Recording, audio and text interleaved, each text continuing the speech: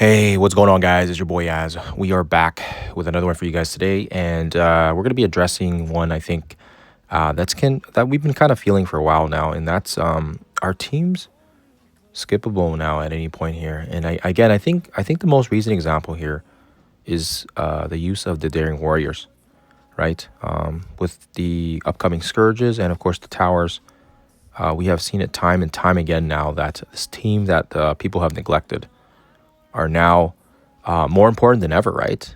And of course, as well with Maestro around the corner, it's going to be even more important.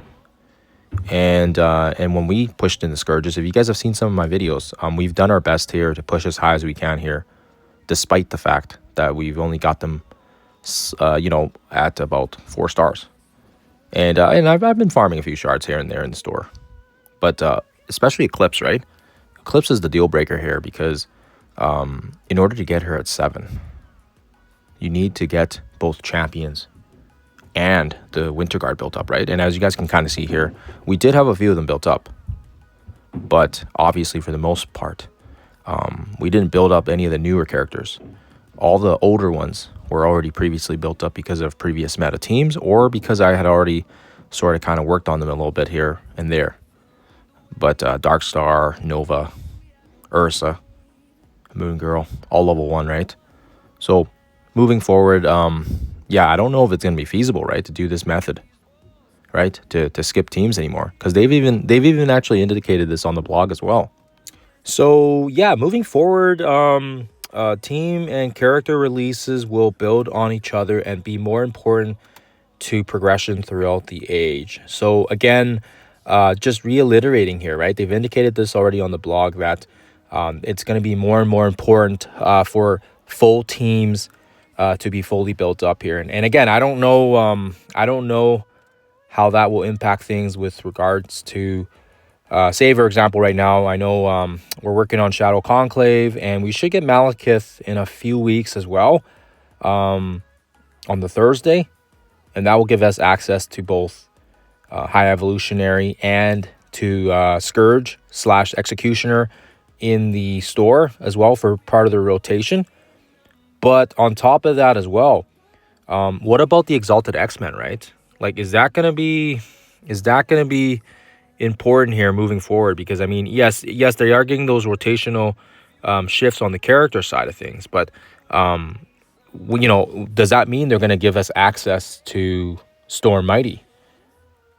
Because yeah, she's gonna be only available through the towers. So if you miss out on her on the tower, that's going to be crucial, right? And then, of course, as well, we don't really know what's going on with Angel as well, right? They did mention on the blog that perhaps there will be a future pass or something that indicates that, he'll be back. But having said that, if you guys recall here, even with the introduction of High Evolutionary, he was only available via purchases. And now, sooner than later here, once the weeks progress, he should eventually be moved into another spot, and then eventually he'll kind of take that spot where Steel Serpent is currently, which becomes like a permanent slot, right? So we'll have to see how that goes moving forward. But yeah, at this point, like I said, just reiterating again here that teams, I don't believe will be skippable now at this point in time, and especially because they've already mentioned it in the blog, so it shouldn't be a surprise for people now moving forward. Apologies, switching back and forth quite a bit here, but now with regards to this week, we have the War Tower coming, and again, it's going to be very similar.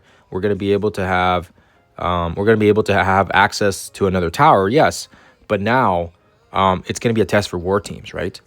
We're going to be having to get a chance now. And for those of you that built up war teams and you guys play war competitively, this is going to be a tower that basically is made for you guys. And they're not saying you can't use other teams, but those squads are going to have the abilities to handle the enemies. And if it's similar to Crucible where, you need to have certain buffs, like, for example, if you're playing up against Brimstone, if you're playing up against Undying, those are teams that are very, very difficult to deal with, at least without some access to very, very powerful characters like Xavier and Odin. And it will be interesting to see. I'm up for the challenge of it, but again, it will be interesting to see here on what the nodes look like. And of course, we'll keep an eye on the data mines as well here. We already kind of have an indication, and I think, people can kind of speculate, like it's most likely going to be all those top war meta teams, Shadow Conclave, Omen, Brimstone, you name it, right? You name it. It's going to be interesting to see for sure. And most recently as well here with the Storm Mighty Tower, it was pretty evident where basically you needed to build up both Daring Warriors, Accursed, New Mutants, and of course as well, like we currently can't do Cell 12 because of the fact that we don't have the New Mutants built up. And that's okay. That's okay for my stance because we were still able to get the other 11 floors. But for people that have, built up these guys ages ago, now, they can finally bask in the value of it, right? But of course, as well, for people that may have skipped certain teams, there is obviously ways to, I think there was, if I recall here, Node 5 was, or Cell 5, that was one where it required some of the, Daring Warriors, and I don't know if people were able to figure out a workaround. I think there was definitely for sure difficulties without having to invest in them. But yeah, it's going to be more and more apparent moving forward here. And now, of course, as well, we're okay with not doing Cell 12 because we were still really able to take advantage of a lot of the other milestones, right? We're able to get our 5 red, 5 yellow unlock on Storm. And of course, as well, when the tower comes back, we'll also be able to get more stars and more shards on her. But for people that didn't build up Accursed, for people that didn't build up Daring Warriors, then of course now we're becoming more and more limited because of the fact that we didn't build these teams up and now we skipped them. And I don't know if that's going to be feasible in the future now as well. But yeah, that's kind of it in a nutshell there. Hopefully it makes sense. Hopefully you guys were able to get some value out of this video here.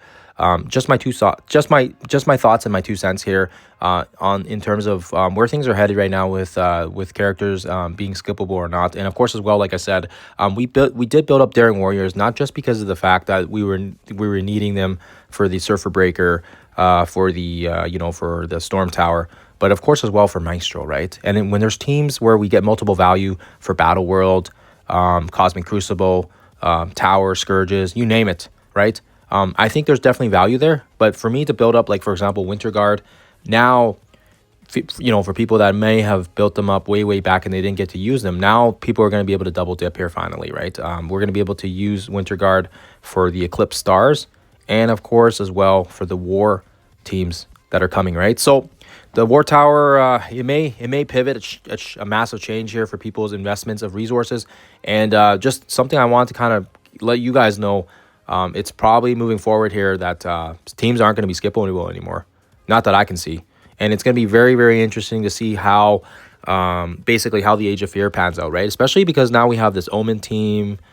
We have Shadow Conclave, right, which they said is going to be very key for the Age of Fear. So going to be very interesting to see here. And of course as well, I may have to backtrack and I may have to start bringing some of these guys up as well here. But for the meantime, focusing on some the minimum efficiencies and trying to get the unlocks here, and we were able to get the job done here with our 4-star Daring Warrior teams for the Scourges and still place in the top 1,000. So I'm happy with that. But other than that, guys, thank you for watching. Hopefully this was helpful for you guys, and I will see you guys in the next one.